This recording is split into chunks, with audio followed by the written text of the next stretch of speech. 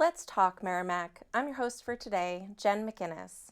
I keep pretty busy here in Merrimack between teaching engineering, raising my two boys, a house full of pets. You can imagine it is a handful. The goal of this show is to talk about things that concern Merrimack residents and to encourage you to get involved with the town. Today's show focuses on Merrimack history, and I am glad to be joined today by Ronald Tornow, who's going to talk about his experience in Merrimack and some of the history that he's experienced firsthand. Ronald, would you like to introduce yourself? Certainly. I've been a New Hampshire resident since 1962. So as we were just commenting on spring and its arrival, we've seen a lot of disappointments over the years. However, we've raised all of our children in New Hampshire, and we consider ourselves New Hampshireites. Well, one thing we did learn about New Englanders, that the memories of past residents are very well preserved. So, for example, we moved into new homes, but we found that people that had left another home, it was always the Joneses' home. Yes. Right? Mm-hmm. So later on, I'm going to be talking about a very famous home, which we still call the Signer's home. Mm-hmm. Great, thank you. So we'll start with what got you here? Why did you move to New Hampshire? Well, at the time, I had an advertising design portfolio, and although I had no intention of leaving New York City, I did check the box that said, would you relocate? Mm-hmm. And I did accept an offer from an advertising agency in Bedford, New Hampshire, with a huge increase over what I was making in New York, which is an area that's very difficult for young people out of college, which I was at the time. I was still attending evening school at Cooper Union to get a head start. The competition is fierce. Mm-hmm. So here I had the advantage of less competition, and also within 2 years, I owned my own home. Wow. Thanks to FHA program. So in 1962, we moved to Londonderry, and we lived on a road where there was still cows. Mm-hmm. Our children saw the cows, and it was not far from the airport. And I've had the experience of walking out on that tarmac to take business trips, because it was old New Hampshire at the time. Yeah. And after leaving Western Associates, I was employed in Nashua at IMCO, and which became Ingersoll Rand. And for a number of years, I had my own advertising boutique in Londonderry, and I had many retail and industrial accounts that really helped me get to know New Hampshire. I had New Hampshire College at one time, Max Apples, the apple orchards we've seen disappear, unfortunately. Yeah. We remember getting a quarter of a bushel for $5 on the seconds. Yes, I can't imagine $5. Wow. We were totally spoiled. Yeah. Yeah. So what brought you from Londonderry to Merrimack? Well, I had accepted a position as art director at Sanders, and that is now BAE Systems. And in 1984, the commute from Londonderry had to go over the Falls Bridge and then through Hudson. And so we needed to downsize. All the children were off to college. So I decided to start looking on the other side of the river. Mm-hmm. And that's where we found Merrimack. There weren't too many choices at the time because housing, I guess, is for years has been difficult.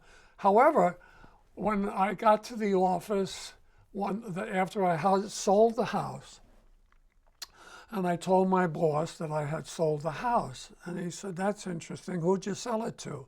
I said, I sold it to the CEO at Cobain. And everybody in Merrimack knows about St. Cobain because of the water problem. So this was the CEO at that time in the 1980s. And so my boss said, "You know, the same person bought my home." Oh my goodness. And so the CEO had purchased my home for his mistress. And and he bought my boss's home in Bedford Okay. for his wife who had horses. Well, that's Isn't that certainly an a interesting small story? world. Oh my goodness. That is quite the coincidence there. Yeah. It was quite a coincidence. Yeah. Yeah. Well, I think a lot of people in Merrimack are familiar with Chuck Maurer. And I was curious how you met him. Well, at the time, we were working in a pottery together, my wife and I, and we were producing a considerable amount of pottery, and we were going to craft fairs, and we needed a more suitable display. When we entered the League of New Hampshire Crafts, you juried for your booth. And so you had to have a good-looking booth. And so I had passed the Depot Street, and Chuck used to put one of his winter chairs out on the corner. And so I knew there was a craftsman down there because somebody was making those chairs. He had a little sign there. And so he designed,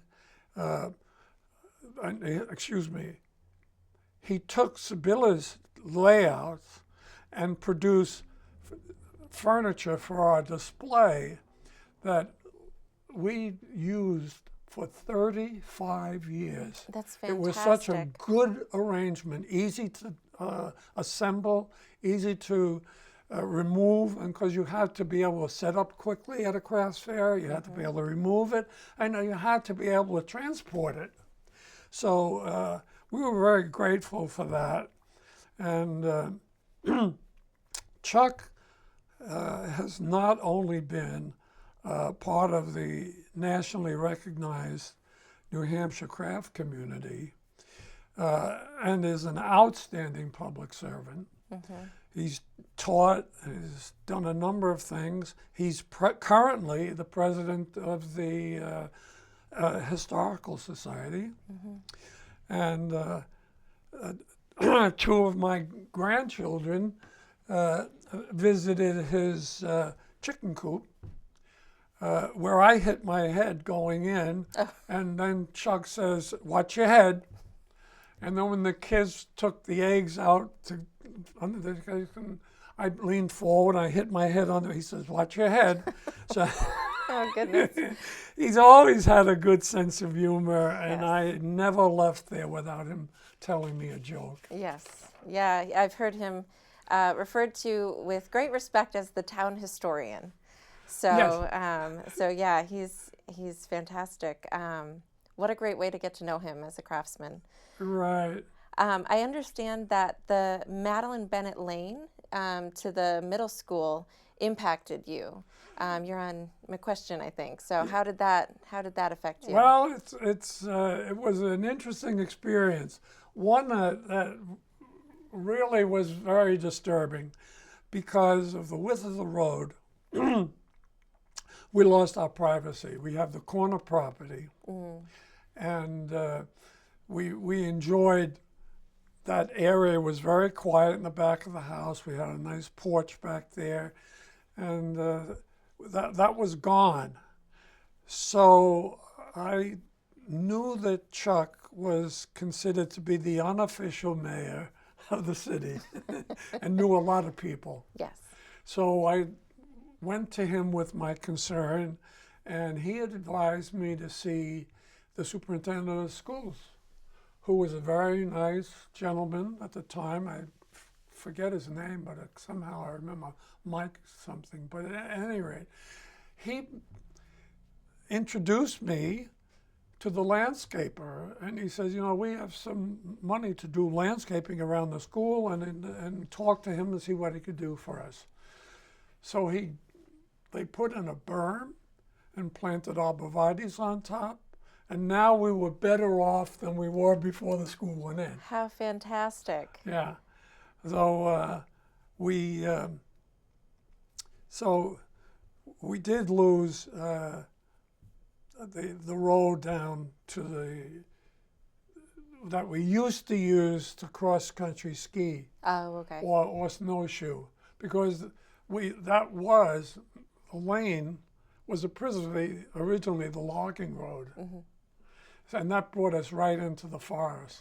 Oh, that must have been wonderful. It was, and we still, over the years, over the 42 years that we've been there, we have enjoyed going into the woods there, Yep. and going down to the historic beaver pond, and enjoyed, even one time, they're hard to see them, but they'll flap with their tails on the water to let you know that you shouldn't be there. Yes. And I got to see that. Oh, That that's was great. really great fun. And we photographed it, crossed over when it was frozen. Yep. And so it's been a joy having that. One of the advantages of being in Merrimack. Well, it's great that some development didn't end in disaster for you. No, it did work out. It didn't. Another household name in Merrimack is Rosemarie Rung, and I'm wondering how you got to know her.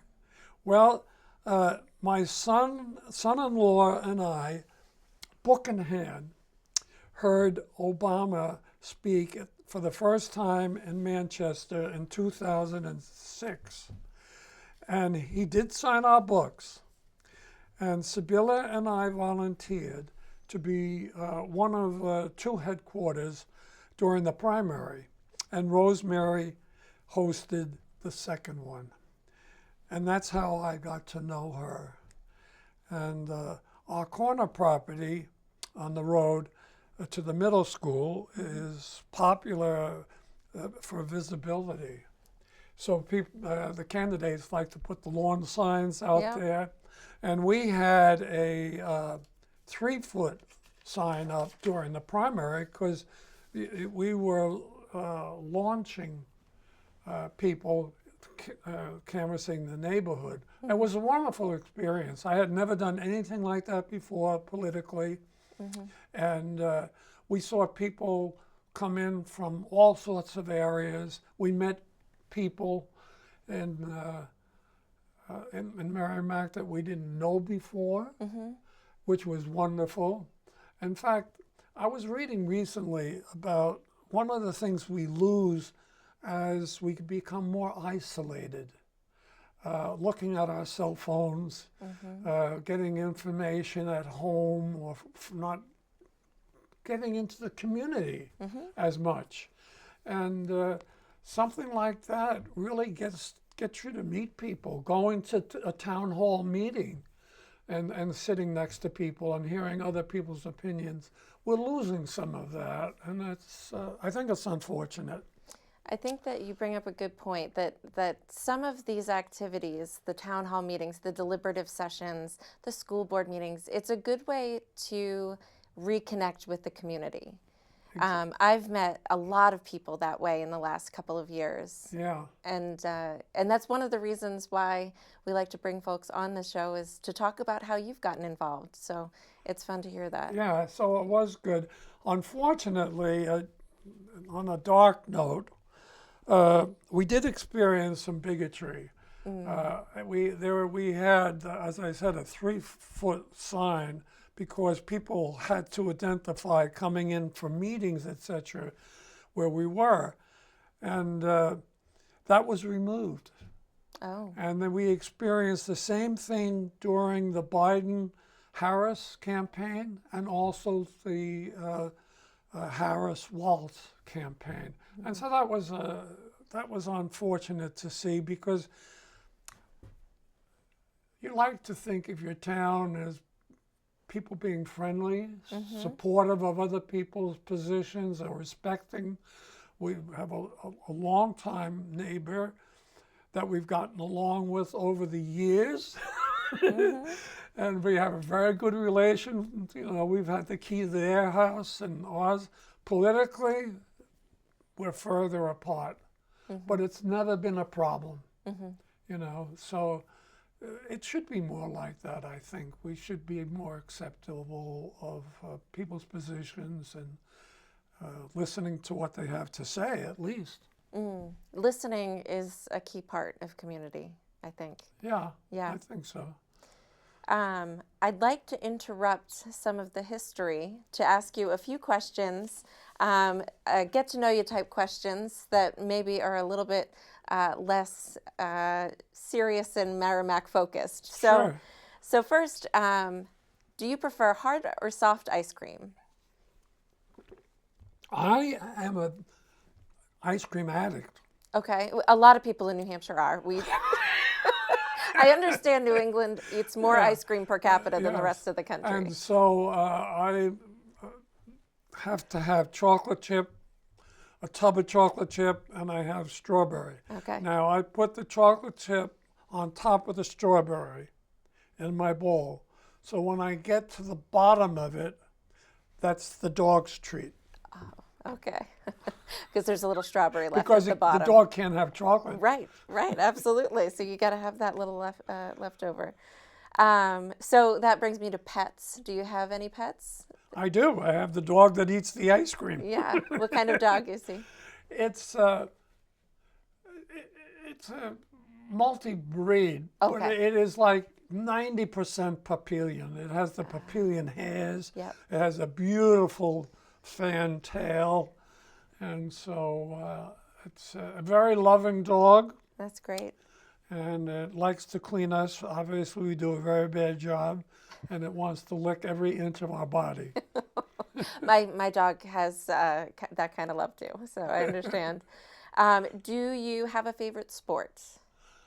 I am addicted and have been very rewarded, as most New Englanders are, with the Boston Red Sox this century. Yeah.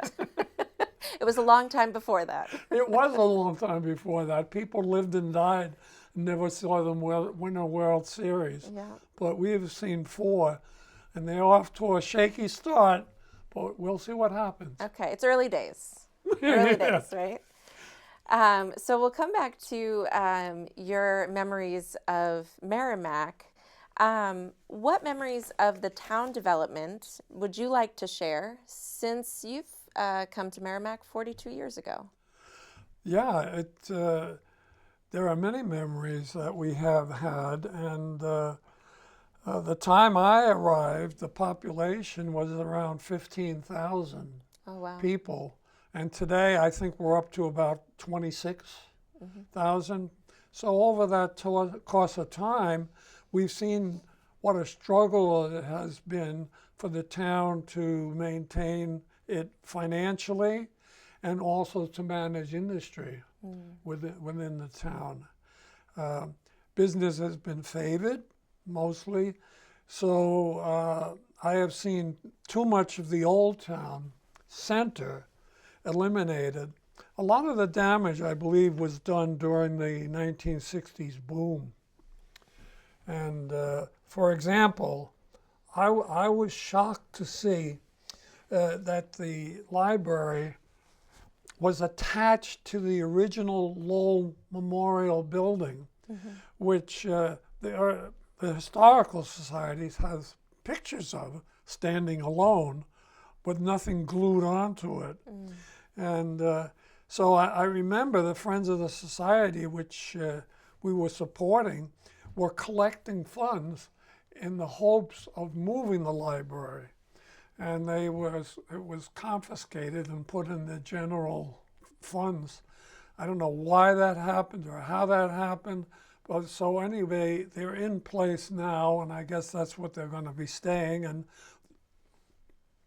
we've seen a whole evolution with what a library means to the community. And it's not had a lot of support at times, but I definitely remember when we had enormous storms. You could go to our library and be on the internet. That meant a lot for people. It did. It meant a lot for people who needed to get away from their cold homes and into a warm building when they could. So I've been a great supporter and reader at the library. Yep. Library is often the center of a community. Yeah. So I was not too happy to see the gas station that was allowed to be across the street and where the bandstand is. So it would be nice to have the bandstand and you know, landscaping at that point. So and then there are many ghost buildings that we see. When you've been in an area for so long, you remember buildings that used to be. We have a very convenient medical center where the Weather Rain restaurant used to be. I remember that. Did you remember it? Yes. Yeah, you could buy fish there. Yes. And then I remember coming from Londonderry to the Dragula House, and they had a German menu, and the building is still there, and then next to it is a business. So you see you drive by and you see, I remember what used to be there, what used to be over there. And then we have some icons in town that are very well known. The Lobster Boat and the Jade Restaurant. And then leaving, so recently we've had a challenge for the town financially with the tax laws and culturally, because in 2025, Anheuser-Busch announced that they were going to close the brewery. And wow, we've had our grandchildren over there see the Clydesdales, and it's been, a landmark destination for a lot of people. And so it's a great loss. And so that's going to be interesting to see what happens. And so another benefit has been the Y. We have a wonderful YMCA. I would imagine, I just swam there today. I swim for 50 minutes 3 times a week, and they have a fantastic swimming pool. My wife works out. They have yoga programs, and they're great for community and meeting friends as well. Yes, and a fantastic child care center. They are. And so that's where I met Nelson Disco, and he's a longtime public servant, and he was serving on the Y board at the time. I played tennis there. And so there are many good things that the town has done. They built the playground we saw at the site of where the Twins Bridges are. So that's a great thing for the community. The ball fields are so well maintained. Yes. And so that's great for the sports. And so my children, actually, grandchildren, attended for 1 year. So in 42 years, nobody from the family ever attended. But for 1 year, my granddaughters moved in from, grandchildren moved in from Colorado, and they started school there before they moved to Mount Vernon. Okay. So. I know that you had wanted to share, as we prepare for the 250th anniversary of the Declaration of Independence, you had wanted to share a little bit about that. So, I do. Yeah. I do. Tell us about that. And I hope that maybe I'll ask to be on that committee, because we do have a very distinguished resident, Matthew Thornton. And Matthew Thornton is one of 3 signers of the Declaration of Independence.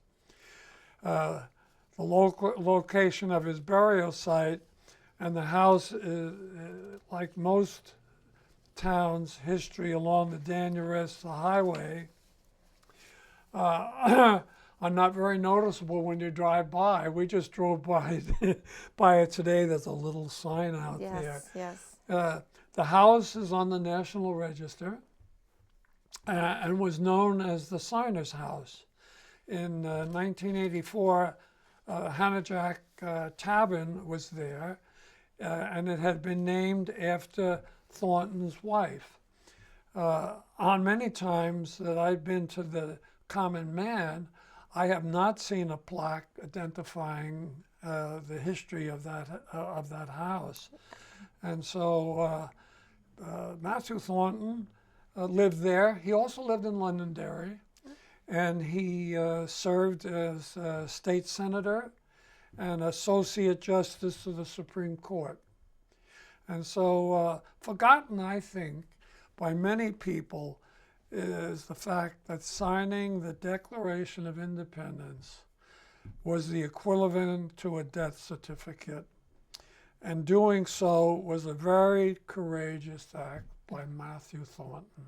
Absolutely. I didn't know all that about Matthew Thornton, and I've been to the Common Man many times, so I've learned quite a lot today. Good. Well, it's been a lot of fun hearing all this history and getting to know you a little, Ronald. Thank you so much for taking the time to come on the show today.